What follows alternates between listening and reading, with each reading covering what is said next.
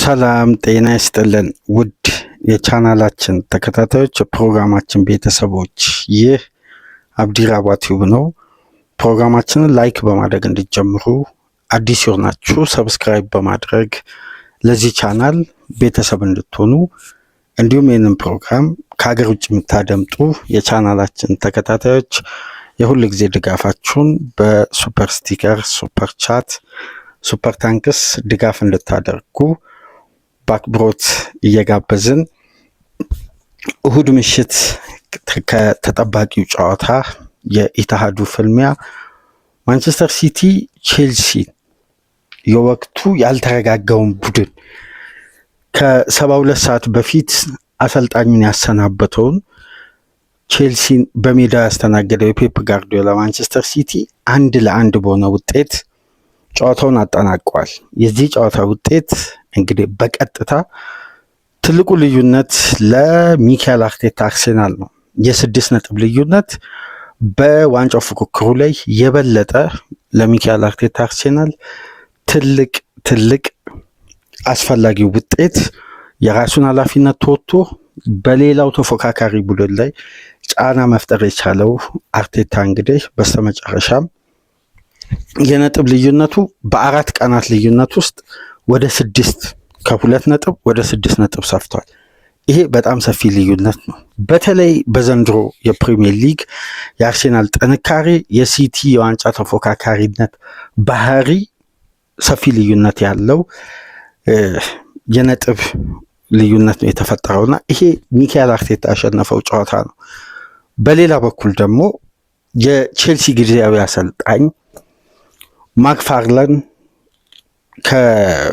ከ72 ሰዓት በኋላ ኃላፊነት ተቀብለው ማለት ከ72 ሰዓት በፊት ቡድኑ አሰልጣኙን ሲያሰናብት በኃላፊነት የትናንትናውን ጨዋታ እንዲመሩ ኃላፊነት ተሰጥቷቸው እንግዲህ የመጀመሪያ የሲኒየር የአሰልጣኝነት ቆይታ ነው ታች ላይ የነበራቸው።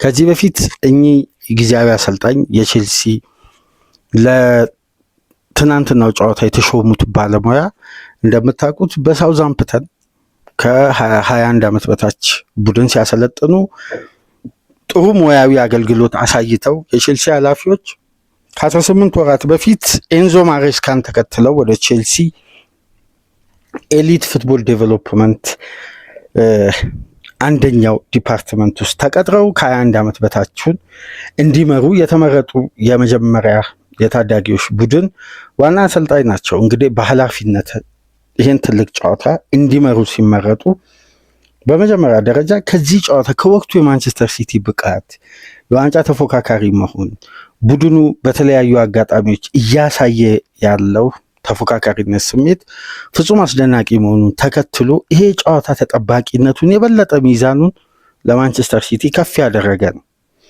ጨዋታው በተጀመረ እንግዲህ ከረፍት በፊት ነበር በቲጃኒ ራይንደርስ አማካኝነት ማንቸስተር ሲቲ 42ኛ ደቂቃ ላይ መሪ መሆን የቻለው። ከዛም በኋላ እንግዲህ የጨዋታው መጠናቀቂያ ክፍለ ጊዜ የመጨረሻ 6 ደቂቃ ተጨምሮ 94ኛ ደቂቃ ላይ ኤንዞ ፈርናንዴስ ለአርሴናሎች ትልቅ ሴሌብሬሽን የፈጠረ፣ ለማንቸስተር ሲቲዎች ደግሞ ስብራትና በቀጣይ 18 ጨዋታ ትልቅ የቤት ስራ የፈጠረ ግብ እንግዲህ ለጎረቤቱ ለተቀናቃኙ ለደርቢው ለከተማው ተቀናቃኝ ሌላ አጋጣሚ ቼልሲ ፈጥሮ ማንቸስተር ሲቲን አንድ ስቴፕ ወደታች የጎተተበትን በቡድን ውስጥ የተፈጠረውን ፍጹም መረበሽና ስፕሪቱን ያሳጣውን ወቅታዊው የኤንዞ ማሬስካን ጉዳይ ቢያንስ ከዚህ ውጤት የታዩ ፍላጎቶች፣ የታዩ እንቅስቃሴዎች፣ በሜዳ ውስጥ የነበሩ ጉዳዮችን ላስተዋለ ቼልሲ ያለፈውን ሳምንት ሲያሳልፍ የነበረበትን ውጥረትና ከሚዲያው ውስጥ ባሉ በርካታ ጉዳዮች በተለይ የክለቡ ማኔጅመንት ክፍል ከደረሰበት ቀጥተኛ ትችት አንጻር የበለጠ ፖዘቲቭ ውጤት ነው በቼልሲ በኩል የተመዘገበው።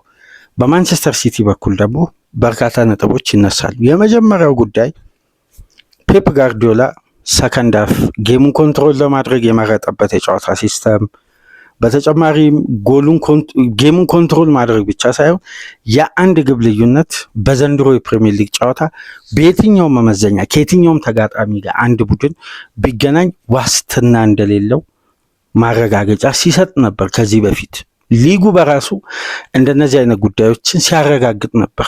የሁለት ግብ ልዩነት እንኳን ዋስትና የሌለባቸውን ጨዋታዎች ተመልክተናል እና ፔፕ ሰከንድ ሃፍ የመረጠው የጨዋታ ሲስተም እና በተለይ በትናንትናው ጨዋታ የተመለከትነው ማንቸስተር ሲቲ የቀድሞ ገዳይ የመሆን ባህሪ ከቡድኑ ጋር አለመኖሩንና ሐሙስ ምሽት በነበረው ጨዋታ የተመዘገበው አይነት ውጤት እንግዲህ አንድ ግብ ማስቆጠራቸው ከሰንደርላንድ ጋር ያለምንም ግብ ተጠናቀቀ። ትናንትና ደግሞ 1-1 ተጠናቀቀ። ሁለት ተከታታይ አቻ ጨዋታ ያውም ፔፕ ጋርዲዮላ በዋንጫ ፉክክሩ ላይ በርካታ ጨዋታዎችን እያሸነፈ ከመሪዎቹ ተርታ አንገት ውስጥ እየተነፈሰ ፌብሩዋሪ ላይ የሊጉ መሪ የሚሆንበትን የቀድሞ አይነት ባህሪ እያሳየ ነው ሲባል ከሰንደርላንድ ጋር ያለምንም ግብ ተጠናቀቀ። ትናንት ደግሞ በሜዳው ከኦገስት በኋላ ለመጀመሪያ ጊዜ በኢትሃድ ነጥብ ጣለ። እነዚህ ጉዳዮችን ስንመለከት የዋንጫ ተፎካካሪ ምስልን በመላበስ በጥንካሬ አእምሯዊ ዝግጁነት በተለይ ኢንጌም ማኔጅመንት ላይ አሁን የፔፕ ቡድን በእንዲህ አይነት ጉዳዮች የሚወቀስ ቡድን አልነበረም። ትናንትና ግን የበለጠ ሲቲ ከአርሴናል ጋር ያለውን ልዩነት 6 ነጥብ መስፋቱ ብቻ አይደለም የሲቲ የጨዋታ ሲስተምና ሪትም ተጨማሪ ጥያቄዎች እንዲነሱበት ያስገደደ ነው። ከረፍት በፊት በነበረው የጨዋታ እንቅስቃሴ ሲቲ 100% ማለት ይቻላል ዶሚኔት ጨዋታውን አድርጎ በቲጃኒ ራይንደርስ አስደናቂ ግብ ቀዳሚ መሆን ቻለ። የሲቲ ከረፍት በፊት የነበረው እንቅስቃሴ በአንድ ግብ ብቻ መታጀቡ የበለጠ ቼልሲዎች እዚህ ጌም ላይ መቆየታቸውን የሚጠቁም በርካታ ፍንጮች ነበሩ። ምክንያቱም በአንድ ግብ ልዩነት ሲቲ ጌሙን ኮንትሮል ለማድረግ የመረጠበትን ሲስተም በተለያዩ አጋጣሚዎች መስበር ከተቻለ እንግዲህ ሲቲ ላይ ማስቆጠር እንደሚቻል ያመኑት ቼልሲዎች በተቀናጀ ቡድን ስራ ነው እንግዲህ 94ኛ ደቂቃ ላይ ኤንዞ ፈርናንዴዝ ያስቆጥር እንጂ ሁለተኛ 45 ላይ የታየው የቼልሲ ንቃትና ጌም ማኔጅመንት የሚያስደንቅ ነው፣ በተለይ በጊዜያዊ አሰልጣኙ። በዚህ መሀል እንግዲህ አንድ መረጃ ልጠቁማችሁና ሊያም ሮስነር የቼልሲ ቀጣይ ሄድ ኮች ለመሆን እንግሊዝ ለንደን አርፏል። እንግዲህ ዛሬ ሰኞ ሙሉ ኢንተርቪው ይኖራቸዋል። ከሙሉ ኢንተርቪው ከሙያዊ ግምገማ በኋላ እንግዲህ ሁለት ወገኖች ስምምነት ይፈጽማሉ። ማክሰኞ በይፋ የቼልሲ አሰልጣኝ ይሆናሉ ተብሎ ይጠበቃል።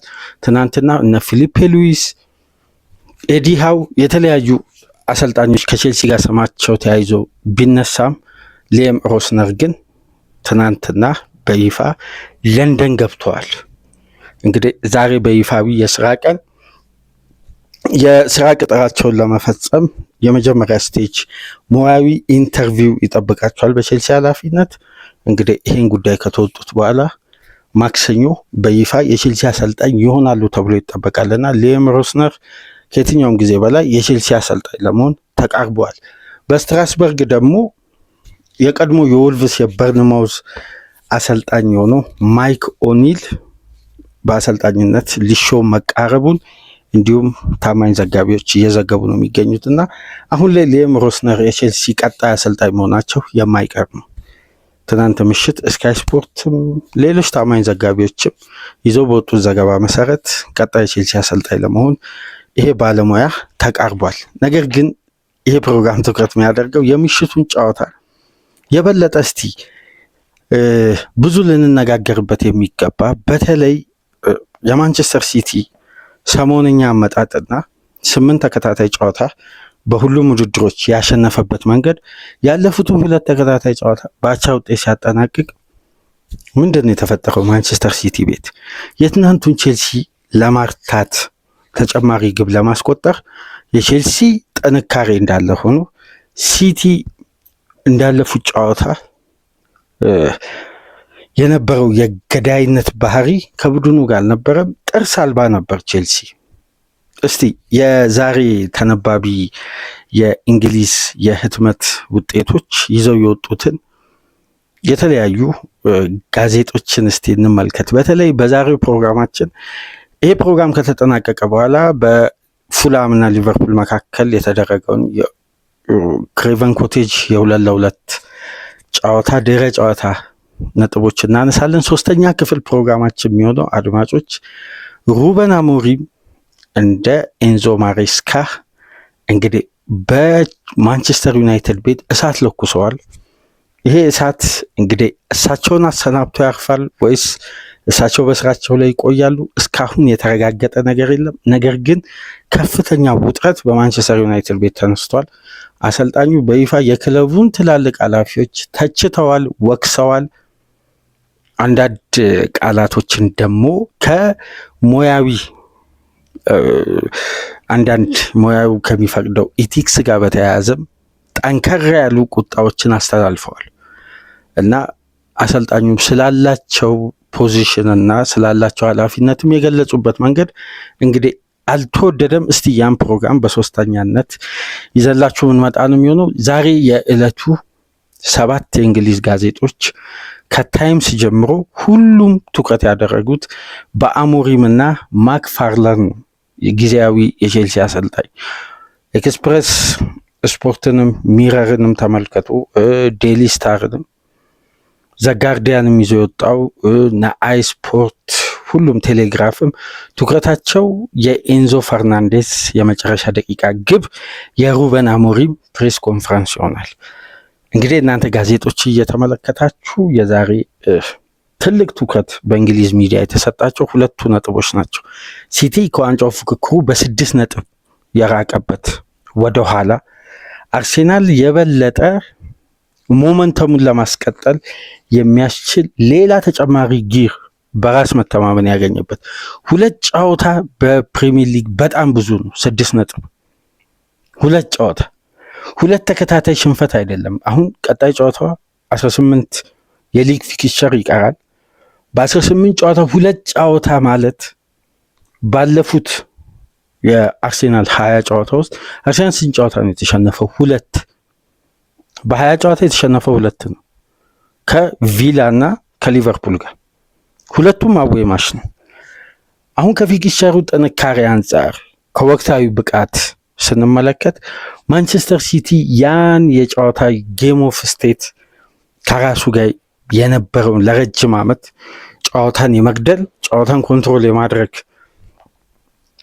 አቅሙን በ2 ጨዋታ የታየው መዳከም በዋንጫ ፉክክሩ ላይ ትልቅ ልዩነት የሚፈጥር ነው።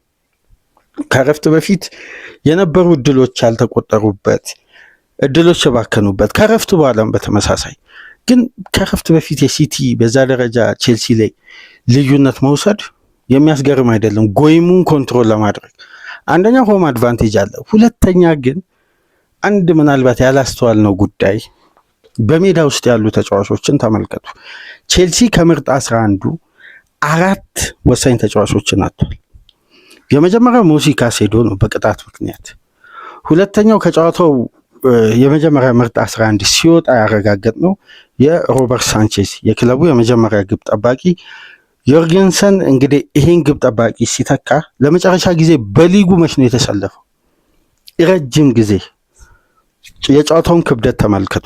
አሰልጣኙ ጊዜያዊ ሐሙስ ምሽት የአርብ ከሰዓት አሰልጣኙን ያሰናበተ ቡድን እዚህ ላይ የተጫዋች ጉለት ጫና ሲፈጠር ጊዜያዊ አሰልጣኝ ምንም አይነት የአሰልጣኝነት ኤክስፒሪየንስ የሌለው የትልቅ ክለብም ሆነ የመካከለኛ ክለብ የዋና ቡድን አሰልጣኝ ሆኖ የማያውቁ ቀላል አይደለም። ይሄ ነጥብ ከ1 ነጥብ በላይ ነው ለቼልሲ ካለው ወቅታዊ ሁኔታ። እንዲሁም ሮበርት ሳንቼዝ ብቻ ሳይሆን ኩኩሬያ የቡድኑ ግራ ፉልባክ በዘንድሮ ሲዝን አስደናቂ የውድድር ዓመት እያሳለፈ የሚገኝ ፉልባክ ነው በግል ብቃቱ በግል ጥረቱ። እንዲሁም ሌላኛው ሴንተር ባክ ዊስሊ ፎፋና። እነዚህ 4 ተጫዋቾች የሉም ከቡድኑ ጋር። ካየን በኤክስፒሪየንስ ደረጃ 4ቱም ፕሪሚየር ሊግ ውስጥ የቆዩ ናቸው። ከቼልሲ በፊት ሌስተር ሲቲ፣ ፎፋና፣ 3ቱ ደግሞ በብራይተን። ስለዚህ ቼልሲ በዚህ ጨዋታ ያጣው እነዚህን ተጫዋቾች በኳሊቲ ደረጃ ብቻ ሳይሆን በኤክስፒሪየንስም ነው። ይሄ ጨዋታ ደግሞ የነዚህን የሶስቱን ተጫዋቾች አገልግሎት በልዩነት ይፈልጋል። ለሲቲ አድቫንቴጆች በዚህ ጨዋታ በሁሉም ረገድ ነው የተመቻቸው። ፔፕ አድቫንቴጅ ተመቻችቶለት አይደለም፣ ባይመቻችለት እንኳን በእንዲህ አይነት ውጥረት የበዛበት በሊግ ፉክክሩ ላይ ልዩነት የሚያስፈልግበት ሰዓት ላይ ምንም አይነት ምህረት የሌለሽ እንቅስቃሴ የሚያደርጉ በየትኛውም መመዘኛ ሲቲ ጥርሱን ነክሶ ይሄን ወቅት ባለው ኳሊቲ ስታንዳርድ አጫወት በታትኖ የሚያልፍበት ወቅት ነው። ፔፕ ተከታታይ 2 ጨዋታ በቀናት ልዩነት ከ2 ነጥብ ወደ 6 ነጥብ የሰፋበትን ነጥብ የጣለው። ስለዚህ እዚህ ጋር ነው ጥያቄዎች የሚነሱት። ጉለት ኖሮ አይደለም፣ ሲቲ ቤት የሚታዩ ዳይናሚክ ልዩነቶች ኖሮ አይደለም፣ ግን እንደ ቡድን ሲቲ ምላሽ የሚሰጥበት ካራክተር፣ ከረፍት በፊት የነበረው ብልጫ፣ ከረፍት በኋላም የቀጠለው በአንዳንድ አጋጣሚዎች የተገኙ ድሎች ላይ የታየው ማባከን እንግዲህ በጨዋታው ውስጥ ተስፋ ሳይቆርጡ ጥረታቸው ሳይዳከም ከደቂቃ ደቂቃ እየተሻሻለ የመጣው ሰማያዊዎቹ በስተመጨረሻም በኤንዞ ፈርናንዴዝ አማካኝነት ጣፋጩን ውጤት ከዚህ ስቴዲየም ካሉበት ወቅታዊ ሁኔታ አንጻር አስፈላጊውን ነጥብ ይዘው ተመልሰዋል። ፔፕ ጋርዲዮላ ከኦገስት በኋላ በሜዳው በፕሪሚየር ሊግ ነጥብ ጥሏል። ይሄ በዋንጫ ፉክክሩ ላይ ትልቅ ልዩነት የሚፈጥር ነው። ነገር ግን በአሰልጣኝ ማክፋለን ዙሪያ አንድ የሚነሳ ነጥብ አለ። በቅዳሜ የነበራቸውን ፕሬስ ኮንፈረንስ ለተመለከተ ያነሱት ሀሳብ አለ። በኮባሃም የነበረው ቆይታ ከተጫዋቾች ጋር ምን ይመስል እንደነበር በኢነርጂ ነው። ሁሉም ተጫዋቾች ኮንሰንትሬሽናቸው የነበረው ከጉዳዩ ጋር ተያያዥ በሆኑ ጉዳዮች ሳይሆን በቀጥታ ጨዋታውን በማተኮር ያላቸውን ሁሉ ነገር አውጥተው ለክለቡ ለመስጠት ዝግጁ እንደሆኑ እያሳዩ ነው። በዚህ ደግሞ ደስተኛ ነኝ። በዚህ ወቅት ቼልሲን ይዞ በአሰልጣኝነት ኃላፊነት ተሰጥቶ እንደማሰልጠን ጠንካራ ጉዳይ የለም አሉ። አያይዘው ፈታኝ ወቅት ላይ ይህን ቡድን በኃላፊነት ተረክቦ እንግዲህ ካለብን ወቅታዊ ሁኔታ አንጻር በዚህ ደረጃ ያለውን ትልቅ ጨዋታ ለመምራት መመረጥ ለእኔ በእግር ኳስ ሕይወቴ ትልቅ አጋጣሚ ነው። በተለይ ከፔፕ ጋርዲዮላ አይነት አሰልጣኝ ጋር አሉ ፔፕን እያሞገሱ አያይዘው እንግዲህ ካለብን ወቅታዊ ሁኔታ ትኩረታችን በአጠቃላይ የሚሆነው ስለ 90 ደቂቃው የኢትሃዱ ፍልሚያ ብቻ ይሆናል። ለዚህም እንግዲህ ተጫዋቾች በበቂ ሁኔታ ተነሳሽነት ፍላጎት አላቸው። ይህንን ተጠቅመን በኢትሃድ የተቻለንን ሁሉ እንጥራለን በማለት ነበር አስተያየት የሰጡትና በደንብ ከመጀመሪያ የጨዋታ ክፍለ ጊዜ አንስቶ ከተመለከታችሁ ሲቲን በሚድ ብሎክ በደንብ ወደ ራሳቸው የመጫወቻ ክልል በማፈግፈግ አስፈላጊውን የመከላከል ስትራክቸር ተጠቅመው ከአንድ በላይ ግብ አላስተናገዱ። እንደውም የመጀመሪያ 20 ደቂቃ የቼልሲ መከላከል የተሻለ ስትራቴጂ ነበረው። ጨዋታው ላይ ሙከራም ኢላማውን የጠበቀ አላስተናገዱም። በጥሩ ሁኔታ የጨዋታውን ማኔጅመንት ለመምራት እየሞከሩ ነበር። ከዛም በኋላ 42ኛ ደቂቃ ላይ ቲጃኒ ራይንደርስ በግራ እግር እንግዲህ አስደናቂ ግብ አስቆጥሮ መሪ መሆን የቻሉት ማንቸስተር ሲቲዎች። እንደውም በጨዋታው ካስተዋልነው ጉዳዮች መካከል ሃላንድ 37ኛ ደቂቃ ላይ በየርጊንሰን አማካኝነት ዲፍሌክት ሆኖ ወደ ኮርና ያወጣት ግብ ጠባቂው ሙከራ የሃላንድን እስከሚደረግ ድረስ ማንቸስተር ሲቲ ኢላማውን የጠበቀ ሙከራ አላደረገም ቼልሲ ላይ። ይሄ በሎው ብሎክ የነበረው ስትራክቸር ነው። አማካዩን ግን በሚድ ብሎክ የተቆጣጠሩበት መንገድ በተለይ ለፋስት ብሬክ የማይመች ኤሪያዎችን ለሲቲ እንግዲህ ሁሉንም ኤሪያዎችን ብሎክ በማድረግ ሲቲ ምቾት አጥቶ ነበር። በደንብ ጌሙን ፕሮሰስ እያደረገ እንግዲህ የኒኮ ጎንዛሌስ ከስብስቡ ውጭ መሆን በጉዳት ምክንያት ሮድሪ ለመጀመሪያ ጊዜ ቋሚ ሆኖ በተሰለፈበት የሲቲ የአማካይ ክፍል ባላንስ እንግዲህ በጨዋታው በአጠቃላይ ክፍለ ጊዜ ከተመለከትን በጎ ጉዳዩ የሮድሪ መመለስና ያሳየው እንቅስቃሴ ነው። ነገር ግን የሃላንድ ያኳስ እስከሚሞከር ድረስ ሲቲ ጌሙን ኮንትሮል ለማድረግ የመረጠበት መንገድ በጎ የሚባል ነው። ግን ሲቲ የቀድሞውን አይነት የገዳይነት ባህሪ አልነበረውም በጨዋታው ላይ ሙሉ ማለት ይቻላል። በዚህ ላይ ደግሞ የቼልሲ ጥንካሬ በየትኛው መመዘኛ ጥያቄ ውስጥ የሚገባ አልነበረም። ሙሉ በሙሉ በጨዋታው ቼልሲዎች የያዙትን ስትራቴጂ ለመፈጸም በመልሶ ማጥቃት እድሎችን ለመፍጠር እንደውም ከረፍት መልስ በተገኙ እድሎች ከተመለከትን የነ ፔድሮ ኔቶ ያልተጠቀሙት አጋጣሚ በተደጋጋሚ ያገኙትን አጋጣሚ አለመጠቀም እንጂ ቼልሲ ከዚህ ስቴዲየም 3 ነጥብ ይዞ የመውጣትም እድል ነበር። ከተገኙ አጋጣሚዎች አንጻር በተለይ የኔቶ ሁለተኛ 45 ብቻውን ያገኘውን አጋጣሚ ያባከነበት መንገድ እና በዚህ ጨዋታ ከተመለከታችሁ ምን ያክል የቼልሲ እድሎች ለግብ እንደቀረቡ የምንመለከተው ሲቲ አንድ ኤክስጂ እንኳን ክሬት አላደረገም። 0.99 ኤክስጂ በምሽቱ ጨዋታ። ቼልሲ ግን 1.73 ለሁለት ግብ የቀረበ ነው። የነ ኔቶ ኳስ ቢቆጠር በጨዋታው ሁለተኛ 45 ላይ የታየው ንቃት በበለጠ ማጥቃትና በሃይ ፕረስ ቢታገዝ፣ ምክንያቱም ክለቡ ካለበት ውጥረት አንጻር ጥንቃቄን የመረጠ እንቅስቃሴ ነው። በተለይ ለሪስ ጄምስ አምበልነት ሁል ጊዜም ከቼልሲ በጎ እንቅስቃሴ ጋር ተያይዞ የሚነሳ ነው።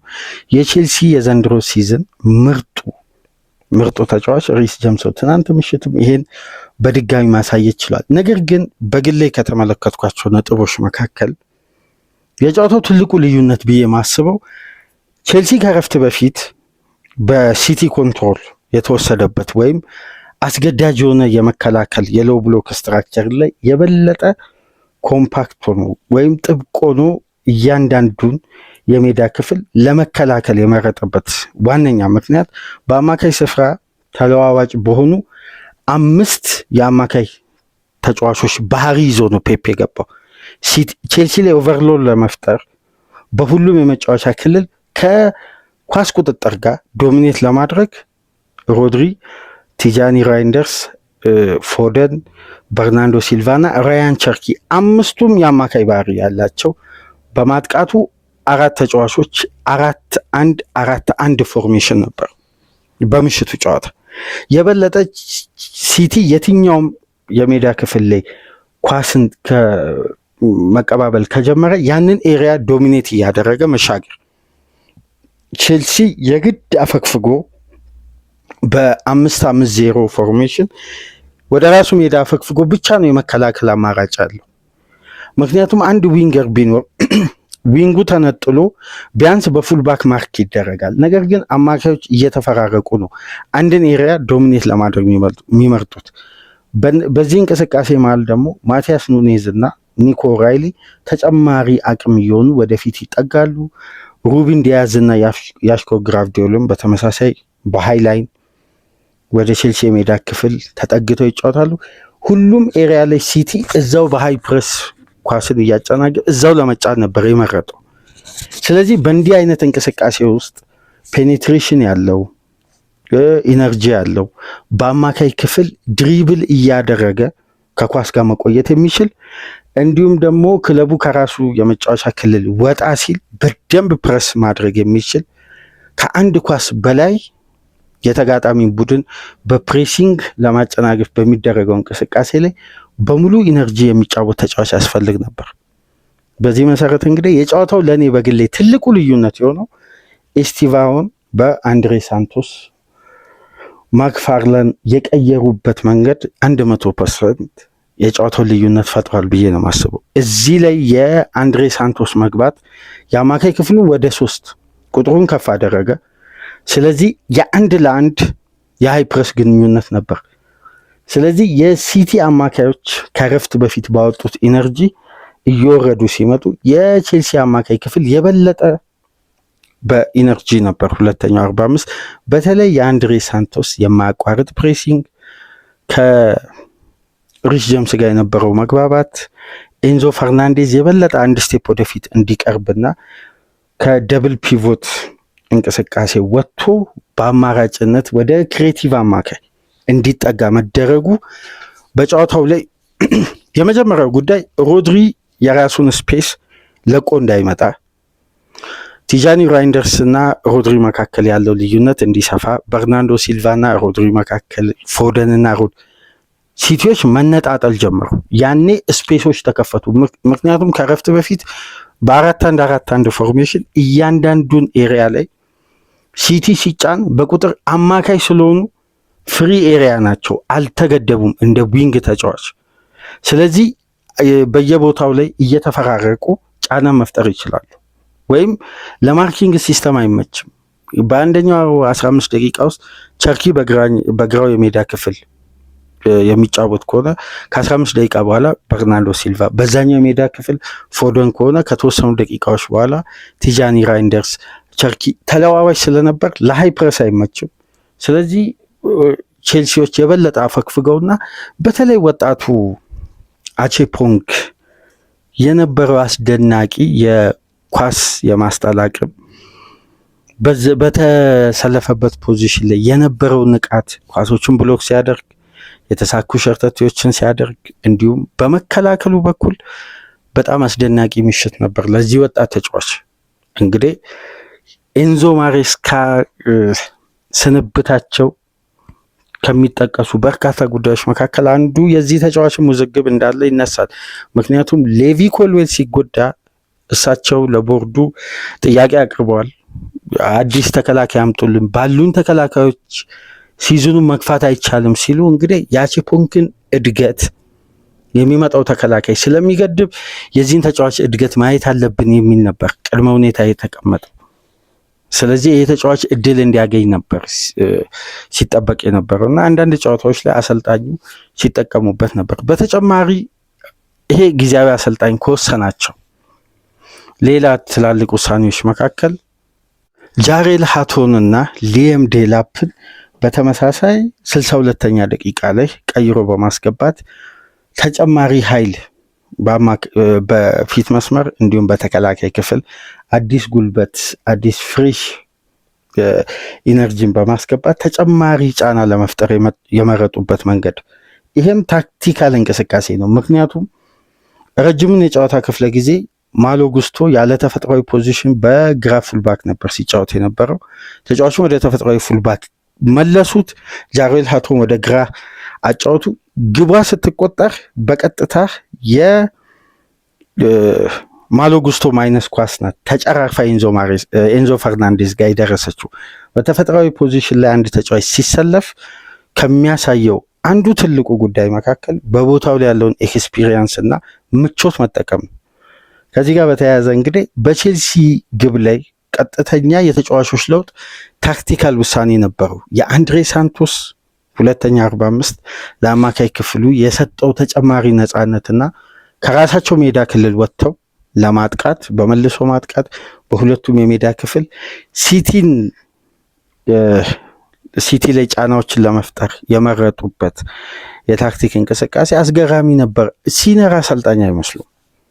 ሪስክ እየወሰዱ ተጫዋቾችን ሲቀይሩ፣ የጨዋታውን ፕላን ሲቀይሩ የነበራቸው የጨዋታ ፕላን እንግዲህ 1011 ጨዋታ በአሰልጣኝነት ዘመኑ ያደረገ የዓለም እግር ኳስ ሳይንቲስት የሚባለው ጋርዲዮላ በተቃራኒው ያለ ይሄ የመጀመሪያ የሲነር የአሰልጣኝነት ቆይታው የመጀመሪያ 90 ደቂቃ ሲያደርግ የወሰዳቸው እርምጃዎችና የመረጠው የጨዋታ ስታይል እንግዲህ ሚዛን ደፍቶ በየትኛውም መመዘኛ ይሁን ለንጽጽር የሚቀርቡ ግለሰቦች አይደለም። በአሰልጣኝነት ደረጃ ግን በትናንትና የጨዋታው ፕላን ከተመለከትን ማክፋርላን የተሻሉ የጨዋታ ፕላን ይዘው ቀረቡ። በተሻለ ሁኔታ 1-1 ከቡድኑ ወቅታዊ ሁኔታ አንጻር 100% ለቼልሲ ውጤት በአንገብጋቢ ደረጃ የሚያስፈልግ ነው።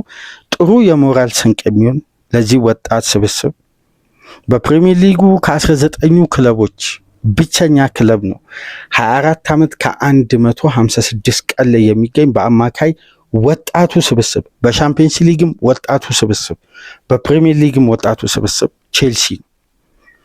በዚህ መሰረት እንግዲህ ይሄ ቡድን ለእንዲህ አይነት ትላልቅ ጨዋታዎች የሚያስፈልጉትን በቂ ኤክስፒሪየንስ ያላቸውን ተጫዋቾች ሳይዝ አራቱን ሌቪ ኮልዌልን ከጨመርን 5 ማለት ወሳኝ ተጫዋቾችን ሳያገኝ ኢታሃድ ላይ በእንዲህ መልኩ የጨዋታን ስትራቴጂ በተቀናጀ ሁኔታ ፈጽሞ ነጥብ ተጋርቶ መውጣት ከድልም በላይ ነው።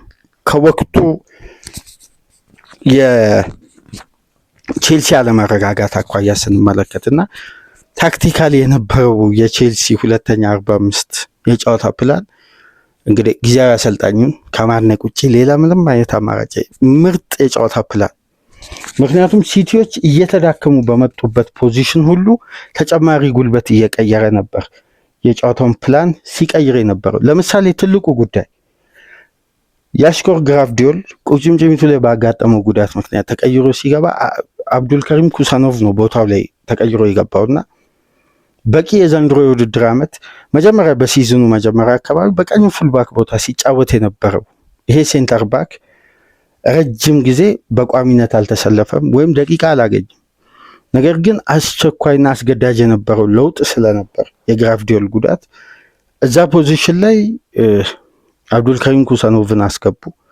ልክ ከተወሰኑ ደቂቃዎች በኋላ እዛው ፖዚሽን ላይ ነው ሊያም ዴላፕን ቀይሮ ያስገቡት።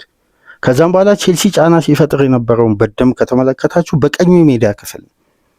ከዛም በኋላ የተገኘው እድል ነው 94ኛ ደቂቃ ላይ ማሎ ጉስቶ ማይነስ አደረገ። እዛ ጋር የተወሰኑ መጨራረፍ ነበር። ከዛም በኋላ ኤንዞ ፈርናንዴዝ አስቆጥሮ የሲቲዎችን ልብ የሰበረ ቼልሲዎችን ያነቃቃ አርሴናል ደግሞ የበለጠ ድል ያደረገበትን ውጤት ኢታድ ላይ ተመዘገበ።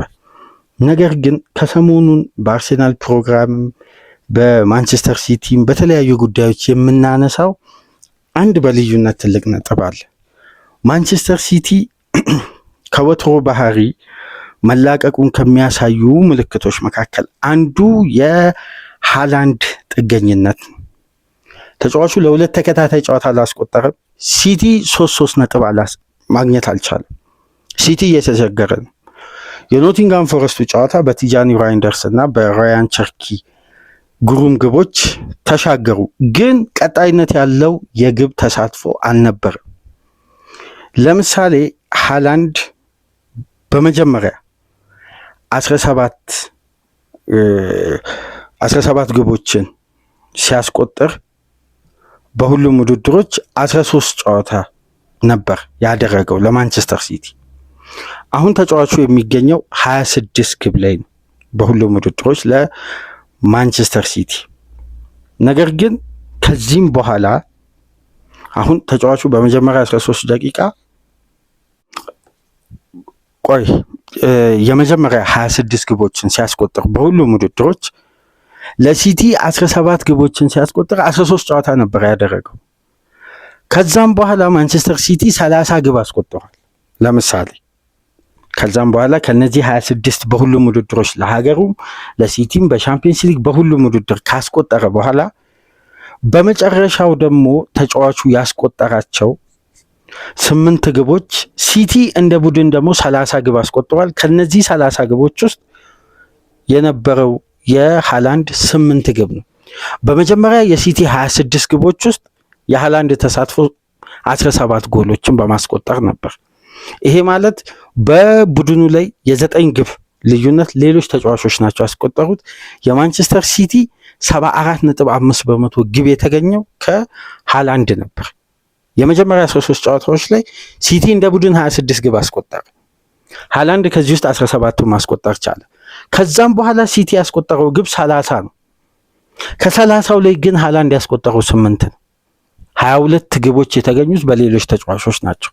እዚህ ጋር የምንመለከተው ምንድነው? ሃላንድ ከተወሰኑ ጊዜዎች በኋላ ግራፉ ሲወርድ ሲቲ ጨዋታን በልዩነት የሚያሸንፍበት የግብ ማርጅን እየወረደ መጣ። ተመልከቱ። ከኖቲንጋም ፎረስት ጋር እየመራ አቻ ሆኖ በመጨረሻ ደቂቃ ቸርኪ ያስቆጠረ። ከሰንደርላንድ ጋር ግብ ማስቆጠር አልቻለም። ከቼልሲ ጋር 37ኛ ደቂቃ ላይ ነው ሲቲ ኢላማውን የጠበቀ ሙከራ ያደረገው። እነዚህ ጉዳዮችን ስንመለከት ፔፕ እንደ ቡድን ማስቆጠር አሁንም ቅድሚያ ሊሰጥ የሚገባው ጉዳይ መሆኑን በሌላ መልኩ ሌላ 90 ደቂቃ ለፔፕ ጋርዲዮላ ተጨማሪ ምልክት የሆነ ጨዋታ ነው። ምክንያቱም በመጀመሪያ 26 የሲቲ ግቦች ውስጥ 17ቱን ሲያስቆጥር ይሄ ተጫዋች አብዛኛውን የሲቲን ግብ የሚያስቆጥር ተጫዋች ነበር። ከዛም በኋላ ሲቲ 30 ግብ አስቆጠረ። ከ30ዎቹ ግቦች ውስጥ 8ቱን ብቻ ሃላንድ ካስቆጠረ በሃላንድ ላይ ያለው ቀጥተኛ የግብ ተሳትፎና የሚያደርገው አስተዋጽኦ በወረደ ቁጥር የሲቲ በአማካይ በየጨዋታው የሚያገኘው ነጥብና የግብ ማርጅን እየወረደ ይመጣል።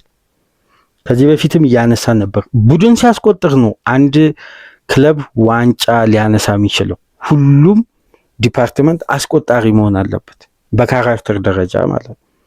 አርሴናልን ስናነሳ የነበረው ለዚህ ነው። ከአስቶን ቪላ ጋር 4 የተለያየ ተጫዋች፣ ከበርንማውዝ ጋር ከ3ቱ ግቦች 2ቱ የተለያዩ ተጫዋቾች ናቸው። ስለዚህ የግብ ምንጩ የቡድኑ ሁሉም የሜዳ ክፍል ነው። አሁን በሲቲ ቤት የምናስተውለው ነገር በልዩነት አሁን ለምሳሌ ቲጃኒ ራይንደርስ በዘንድሮ የማንቸስተር ሲቲ ቆይታው 6 ግብ 5 አሲስት አድርጓል። 5 ግብ 6 አሲስት አድርጓል። ይህ 11 የግብ ተሳትፎ እንደ ቲጃኒ ራይንደርስ አይነት አማካይ ቀላል የሚባል የግብ ተሳትፎ አይደለም። ነገር ግን የሲቲ የጨዋታ የማሸነፊያ መንገድና ጨዋታን የሚገሉበት ካራክተር የወትሮ አይነት ባህሪ አይደለም። አንዳንድ ጭንቀቶችን በተከታታይ ጨዋታዎች ላይ እያስተዋልን ነው፣ ከኖቲንግሃሙ ጨዋታ አንስቶ እና ለማንቸስተር ሲቲ ቀጣይ የቤት ስራ ለፔፕ ጋርዲዮላ አንቷን ሴሜንዮን ማምጣት ብቻ ሳይሆን የቡድኑን የአስቆጣሪነት ባህሪ የበለጠ ከፍ ማድረግ ግዴታ የሆነበት ወቅት ነው እና ለማንቸስተር ሲቲ አስከፊ ውጤት ነው። ለቼልሲዎች ግን ትልቅ ውጤት ከኢትሃድ ይዘው ወሳኝ 1 ነጥብ ለዚህ ወጣት ስብስብ የተሻለ መነቃቃትን የሚፈጥር ከወቅታዊ ጉዳይ ጋር ተያይዞ ደግሞ ለመረጋጋት ለመስከን ኢትሃድ ላይ 1 ነጥብ ይዞ መመለስ ቀላል አይደለም። በዚህ ስብስብ ወሳኝ ተጫዋቾች በሌሉበትና ቼልሲና አርሴናል በጣም ያተረፉበት፣ ሲቲ የተጎዳበት፣ ነጥብ ያጣበት፣ ጋርዲዮላ ብዙ የቤት ስራ የሚጠብቀው ቀጣይ ትላልቅ አሳይመንቶች ፔፕ ላይ ይጫናሉና ጨዋታው 1-1 ሲሆን ካሜራ በሚያሳይበት ወቅት ፔፕ እንዴት እንዳበደ አይታችኋል። በጣም ተናዶ ስሜታዊ ሆኖ ወደ ላይ ያየ ሲጮህ ነበር እና የተቆጠረበት መንገድ የተቆጠረበትም ደቂቃ ሪከቨር ለማድረግ የሚያመች ደቂቃ አልነበረም እና በአጠቃላይ የኢትሃዱ ፍልሚያ በእንዲህ መልኩ 1-1 ተጠናቆ አርሴናል የነጥብ ልዩነቱ ወደ 6 ያሰፋበት፣ ሲቲ እንግዲህ የሁለት ጨዋታ ፈተና አርሴናል እንዲጥል፣ ሲቲ ደግሞ ቀሪ ሁሉንም ጨዋታ የማሸነፍ ፈተና ውስጥ ገብቷል በዋንጫ ፉክክር። ይሄ ለአርሴናል ትልቅ ግብዓት ነው። ለማንኛውም ቼልሲዎች ትልቅ ምስጋናም በዚህም ወቅት ካጋጠመው የቡድኑ ወቅታዊ ሁኔታ አንጻር ቼልሲዎች ሊደነቁ ይገባል።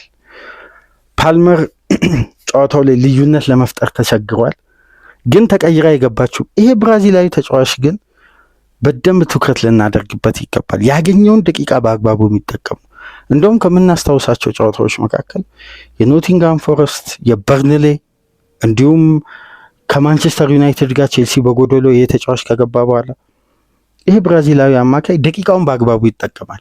እንግዲህ ቀጣይ ስትራቴጂው በክለቡ የሚመጣው አሰልጣኝ ላይ እምነት ማሳደር ነው በቦታው ላይ። አንዳንዴ በነ ኤንዞ ፈርናንዴዝ በርካታ ደቂቃዎች የሚገፉበት የጨዋታ ፕላን ለእነዚህ አይነት ተጫዋቾች እድል ማግኘት የበለጠ ሳይሻልም እንዳልቀረ ጥቆማ የሰጠ ነው።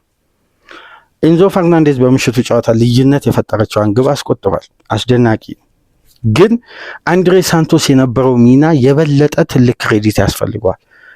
ቼልሲ ወጥቶ ከሜዳው እንዲያጠቃና ያቺ እድል እንድትፈጠር የዚህ ተጫዋች ቴክኒካል አቅም፣ ታክቲካል እንቅስቃሴ ወሳኝነት ነበረውና ቼልሲ እንደ ቡድን ከተቀናጀ እንግዲህ በጥሩ እድገት ላይ ያለ ውጤት ከበስተጀርባ ያሉ ጉዳዮች በፈጠሩ ጫና በሃዳድ ኤግባሊ ጥድፊያ በተሞላበት ውሳኔያቸው ኤንዞ ማሬስካ ጋር ለመለያየት ወሰኑ። በነገራችን ላይ ምናልባት የቼልሲ ደጋፊዎች የተወሰኑት ላይስማሙ ይችላሉ። በኤንዞ ማሬስካ ስንብት 100% ደጋፊም አይደለውም። ማሬስካ መሰናበታቸው ተገቢ ነው ብዬ አላስብም። ከቼልሲ ቤት እኚህ ታክቲሽያን አሰልጣኝ ለካስራቸውም ሙያቸውን በአግባቡ እንዳይፈጽሙ ከባክሮም ስታፉ የነበረው ጫና፣ ይሄን ጫና የትኛው አሰልጣኝ ተቋቁሞ አይደለም ጋርዲዮላ አይደለም የትኛው አይደለም ክሎፕ፣ ማንም አሰልጣኝ ይሄንን ፖዚሽን በእንዲህ አይነት ጫና የነሱ ኃላፊነት ጎሎ የሜዲካል ስታፉ ጫና እያደረገ እገሌ ይሰለፍ እገሌ አይሰለፍ የሚል ጣልቃ ገብነት ካለውማ ይሄ ከባድ ነው። አንድ አሰልጣኝ እንዴት ነው ተረጋግቶ ቡድኑን ወደ አንድ ቅኝት ሊያመጣ የሚችለው? ይሄ ከባድ ነው። በመጀመሪያ እኮ 23 ጨዋታ የሚያስገርም ነው። 131 ለውጦችን ያደረገ ቡድን በአምስቱ ትላልቅ ሊግ እንኳን የለም። 93 ለውጦች የተደረጉት ታክቲካል ነው፣ የተጫዋች ጉዳት አይደለም። 93 ይሄ ከባድ ነው በጣም። አንድ ቡድን እንዴት ይረጋጋል? እንዴት ባላንሱን ይለያል? እንዴት ሴትል አድርጎ ውጤቶችን እያገኘ ወደ ዋንጫ ተፎካካሪነት እንዴት ሊቀጥል ይችላል? እንግዲህ በቼልሲ ቤት ያለው አሰራር ምናልባት በጃንዋሪ 17 ቼልሲ በሜዳው በብሬንፎርድ የሚያደርገው ጨዋታ በስታንፎርድ ብሪጅ ከፍተኛ የሆነ ተቃውሞ ይደረጋል ተብሎ እየተጠበቀ ነው። ደጋፊው ቀደም ብሎ ወረቀቱን አስገብቷል፣ ጥሪ አድርጓል። በእለቱ ከፍተኛ ተቃውሞ ለማድረግ ቅድመ ዝግጅቱን አጠናቋል። በተለይ በባግዳድ ኤግባሊ የክለቡ አብዛኛውን የአክሲዮን ድርሻ የገዙ ማለት ያላቸው ትልቁን ድርሻ ባለቤት ማለት ነው። እና ለማንኛውም ቼልሲዎች በቀጣይ 48 ሰዓታት የሊያም ሮስነርን የስራ ቅጥር ይፋ ያደርጋሉ ተብሎ ይጠበቃል።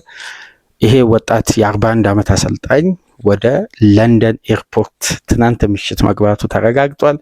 ዛሬ የስራ ኢንተርቪው ይኖረዋል በቼልሲ ኃላፊዎች በነ ፖል ዊኒስተርሊ እና በላውረን ስቲዋርት አማካኝነት። ከዛም በኋላ እነ ዴቪድ ፋሎ ገምግመውት ከባግዳድ ኤግባሊ ጋር እንግዲህ የቼልሲ ባለቤቶች ይሄን አሰልጣኝ ለማምጣት ከወሰኑባቸው ምክንያቶች መካከል እንደፈለጉ ለማዘዝ የቡድኑ ይሄ የብሉኮንን ፕሮጀክት እነሱ በሚፈልጉት ቢዝነስ ሞዴል እንዲመራላቸው የሚፈልጉትን ግለሰብ ከራሳቸው ከብሉኮን እህት ኩባንያ ቡድን ከስትራስበርግ አምጥተዋል። ይሄ እንግዲህ በእግር ኳስ የቡድን ይሄ ቲም የሚባለው ጉዳይ ቲም ቡድን የሚባለው ለመገንባት በእንዲህ አይነት ስትራቴጂ ምን ያክል ርቀት ነው? አሁን ከትናንት ምሽት ጀምሮ ጋሪ ሊኒከር የሰጠውን አስተያየት ተመልከቱ። ጂሚ ካራገር የሚሰጠውን አስተያየት ተመልከቱ። እነ ላውረንስ ቢቢሲ ላይ የሰጡትን እነ ሲሞን ጆንስ የተነተኑትን ጉዳይ ተመልከቱ። እንዴት ነው ፕሮጀክት ለውጤትና ለስኬት የማይገነባው የሚል ነው። አሁን የቼልሲ ፕሮጀክት እየተገነባ ነው ያለው ብለው አብዛኛው የደመደሙትና እየታየ ያለውም እውነታ ከማሬስካ ስንብት አንስቶ ትልቁ ጉዳይ ፕሮጀክቱ በቢዝነስ ሞዴል ነው እየተገነባ የሚገኝ። ቼልሲ ፕላኑ ወደ ስኬታማነት ወደ ከፍታ፣ ወደ እድገት፣ ወደ ውጤት፣ ወደ ዋንጫ አሸናፊነት እየመጣ ያለ ፕሮጀክት አይደለም። ትኩረቱ ምንድነው? ቢዝነስ ነው። በአነስተኛ ክፍያ ጥሩ የወደፊት ወጣት ተጫዋቾችን ማምጣት፣ በቼልሲ ቤት ማጎልበት፣ ኮንትራታቸውን ለረጅም ዓመት አስፈርሞ ያ ኮንትራት ሲሸጥ በብቃታቸው ከፍታ ተሽጦ ቡድኑ ትርፋማ እንዲሆን። ታዲያ ስኬቱስ ቲም ቢልድ የሚባለውስ እንዴት ነው? ቡድን ተገንብቶ ታዲያ የቼልሲ የኃያልነት ገጽታ አይደንቲቲው የክለብ ወርልድ ካፕ እኮ ሻምፒዮን የሆነ ቡድን በዛ አይደንቲቲን በዛ ምስል ነበር የተገነባው። ይሄ ነው አሁን አደጋው ከባድ። እስቲ ሊያም ሮስነር ደግሞ የስራ ቅጥራቸው ሲፈጸም የበለጠ ጉዳዮችን ይዘን ወደ እናንተ ምንመጣ ይሆናል። ላይክ፣ ሼር፣ ሰብስክራይብ ማድረጋችሁ እንዳትረሱ። ከሀገር ውጭ የምታደምጡ በሱፐር ስቲከር፣ በሱፐር ቻት፣ በሱፐር ታንክስ ድጋፍ አድርጉ። በፉላም ሊቨርፑል 2-2 ጨዋታ እንዲሁም በሩበን አሞሪም ውዝግብ ተመልሰን እንመጣለን። ሰላም ቆዩ።